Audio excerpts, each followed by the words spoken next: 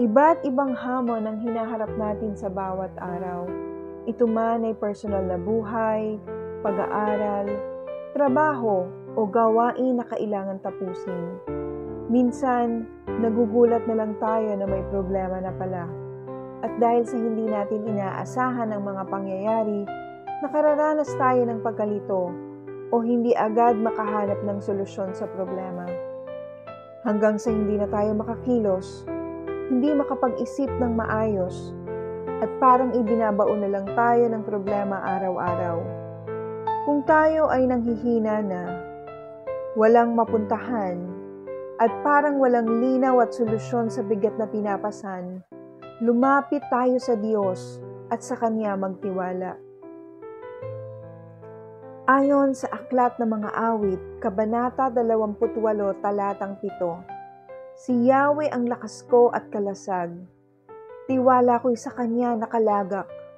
Tinutulungan niya ako at pinasasaya. Sa awiti pinasasalamatan ko siya. Manalangin tayo. Panginoon, narito po ako sa iyong harapan. Buong pusong nagpapasalamat. Salamat po sa iyong walang hanggang pag-ibig at biyaya na nagbibigay lakas sa akin araw-araw.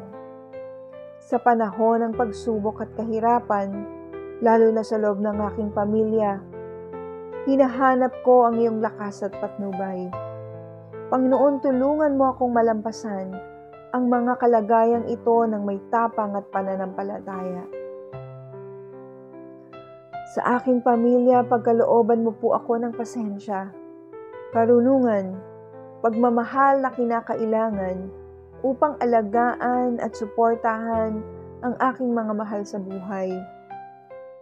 Tulungan mo po kaming malampasan ang mga hindi pagkakaunawaan, maghilom ang mga sugat, at bumuo ng mas matibay na ugnayan sa pamamagitan ng iyong biyaya.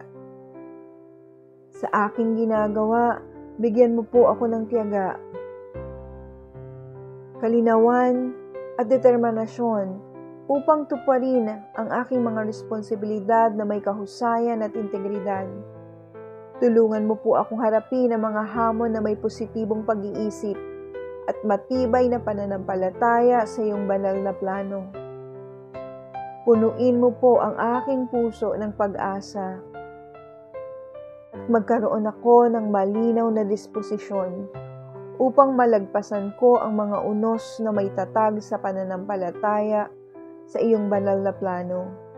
Palakasin mo po ang aking kalooban na harapin ang bawat araw na may positibong kaisipan at pusong puno ng pasasalamat. Alam kong walang imposible sa inyo. Dalangin ko po ang lahat ng ito sa pangalan ng Panginoong Hesus. Amen.